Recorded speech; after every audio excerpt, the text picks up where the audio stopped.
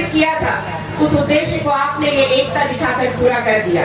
अब समय भी ऐसा है कि भाई जिसको जाना है उसको चिंता है घर जाने की, लेकिन इसमें कोई दो मत की बात नहीं है कि आज आप लोगों ने जिस उद्देश्य से इस कार्यक्रम की रूपरेखा तैयार की, उस उद्देश्य को आपने पूरा किया है। और हम सब दिल से चाहते हैं कि ऐसे ही एकता बनी रहे, और मुझे विश्वास भी है क्योंकि आज जब मैं इस रैली में गाड़ी में सामने खड़े होकर चल रही थी, तो मैंने देखा कि चारों तरफ जैसे हमारा देश है, जो हमारा भारत देश है, इस देश की सबसे बड़ी ताकत ये है कि हमारे इस देश में विभिन्न जाति धर्म के लोग रहते हैं। अलग अलग खान पान है, अलग अलग पहनावा है, बोली भाषाएं अलग है, रहन सहन अलग है, सबका तरीका अलग है। इसके बाद भी हम सारे लोग मिलकर इस देश में एकता के साथ बनकर रहते हैं। और आज माता सावित्री फुले जी की जयंती के अवसर पर आपने उस चीज को साकार किया है। मैं देख रही थी कि आपकी जो रैली चल रही थी, जो जन समारोह चल रहा था, सारे लोग एक साथ एक जोश के साथ चल रहे थे। बहुत सारे लोग मेरा स्वागत करने आए, और न केवल एक जाति समाज के बल्कि आपने हर जाति समाज के लोगों को इसमें समाहित किया। ये इस बात के लिए मैं आपको दिल से धन्यवाद करती हूँ। ये हमारे देश की बहुत बड़ी ताकत है। मैं आप सबसे वो जिक्र जरूर करना चाहूंगी। मैं बैठे बैठे भी सोच रही थी कि आप सबके आशीर्वाद से मैं मध्य प्रदेश विधानसभा की उपाध्यक्ष बनी, और आप सबके आशीर्वाद से मुझे अमेरिका सरकार की तरफ से 21 दिन का अमेरिका प्रवास का मौका मिला, वहां जाने का मौका मिला। 21 दिन में अमेरिका रहकर आई, और मैं जब अमेरिका में थी, वहां जब हम लोगों से मिलते थे, तो वहां के लोगों में एक बात जो सारे लोग कहते थे, वो मैं आप लोगों से साझा करना चाहती हूँ। सारे लोग हमसे कहते थे कि भाई अमेरिका तो विकसित राष्ट्र है, हमको भी मालूम है कि अमेरिका बहुत विकसित है, भारत विकासशील है, अमेरिका विकसित है, लेकिन विकसित राष्ट्र होने के बाद भी उस राष्ट्र का जो सबसे सर्वोच्च पद होता है राष्ट्रपति का, उस पद पर कभी कोई महिला नहीं रही। ये उन लोगों को दुख है, वहां के लोगों का दुख है कि हमारा राष्ट्र इतना विकसित हो गया, लेकिन हमारे राष्ट्र में आज तक सर्वोच्च पद पर कोई महिला नहीं रही। और भारत जो इतनी अनेकता में एकता को समेटे हुए है, जो विकास के रास्ते पर आगे बढ़ रहा है, उस देश में सर्वोच्च पद पर महिलाएं रह चुकी है। केवल रही नहीं, एक नहीं, अभी तो वर्तमान में द्रौपदी मुर्मू जी हमारी राष्ट्रपति है, लेकिन उसके पहले हमारी राष्ट्रपति श्रीमती प्रतिभा पाटिल जी रह चुकी है। तो ये साधारण बात नहीं है। एक विकसित राष्ट्र भारत की तरफ किस देखता है और दुख करता है कि इस राष्ट्र में सर्वोच्च पद महिला को मिला, और आज हमारे देश में नहीं मिला, हमारे राष्ट्र में नहीं मिला। आपको पता है ये सब किसकी देन है? आज इसकी जयंती आप लोग मना रहे हो, माता सावित्री फुले जी की, पहली देश की महिला शिक्षिका की देन है कि आज हमारे देश में सर्वोच्च पद पर एक महिला को सम्मान मिला। ये साधारण बात नहीं है, ये बहुत बड़ी बात है हम सब के लिए।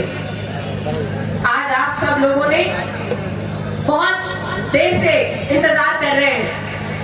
मैं देख रही थी कि किस तरह आप लोगों ने अपने आप को यहाँ पर रोक कर रखा, और अब ठंडी का मौसम है, मुझे भी बहुत ठंडी लग रही है, लेकिन क्या करें, कुछ बातें ऐसी हैं जो आप लोगों से कहना जरूरी है। आज हमारी महिलाओं को मैं देख रही थी, चलने दो दारू भैया, जो जाते जाते भी सुनेगा वो भी घर सुनकर ही जाएगा, जो यहाँ है वो भी काफी है।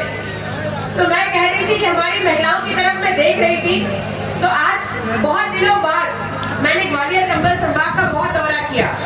पहली बार मैंने हमारी महिलाओं को थोड़ा घूंघट उनका इतना हमेशा रहा करता था, अब कम से कम इतना दिखा, सबका चेहरा मुझे दिख रहा है।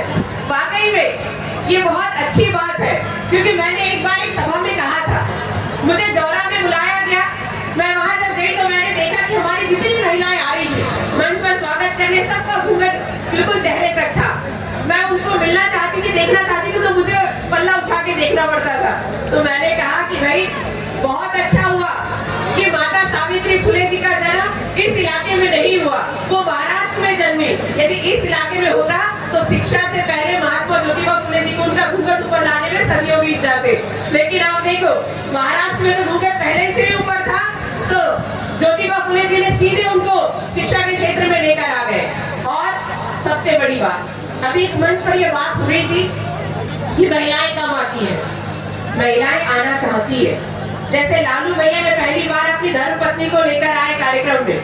आप सब लोग यदि चाहोगे तो निश्चित रूप से महिलाएं आएंगी भी, और जब जब महिलाओं को आप साथ लेकर चलोगे, आप देखना, आप जिस क्षेत्र में भी काम कर रहे हो, राजनीति में हो चाहे किसी अन्य क्षेत्र में, आप देखना आपको आप यदि उनको ऐसे कार्यक्रम का हिस्सा बनाओगे तो आपको सहयोग ही मिलेगा, आपको आगे बढ़ने में मदद ही मिलेगी, क्योंकि महिलाएं बहुत शक्तिशाली होती है। आप कल्पना करो, महिलाएं तो आगे आना चाहती है, लेकिन उसके लिए आप लोगों को मेहनत करनी पड़ेगी। माता सावित्री फुले जी हमारे देश की पहली महिला शिक्षिका बनी, लेकिन क्यों बनी? क्योंकि महात्मा ज्योतिबा फुले जी ने उनको पढ़ाया, उनको आगे बढ़ाया। हमारे देश की आधी आबादी है हमारी महिलाओं की, 50% आबादी महिलाओं की है। हम लोग सुनते हैं विकास की बातें, हम लोग सुनते हैं कि भाई हमारा देश विकसित राष्ट्र बनेगा, पर कैसे बनेगा? हमारे देश की आधी आबादी यदि घूंघट में रहेगी और घर में बैठी रहेगी तो कैसे काम चलेगा? देश के लोगों को लगता है कि 33% आरक्षण हमने विधानसभा में दे दिया तो हमारी महिलाएं आगे बढ़ जाएंगी। हमारे लोगों को लगता है लोकसभा में हमने 33% आरक्षण दे दिया तो हमारी महिलाएं आगे बढ़ जाएंगी। अरे तुम ग्राम पंचायत में भी, त्रिस्तरीय पंचायत में भी यदि 50% आरक्षण दे दिया तो भी महिलाएं विकसित आगे नहीं बढ़ सकती।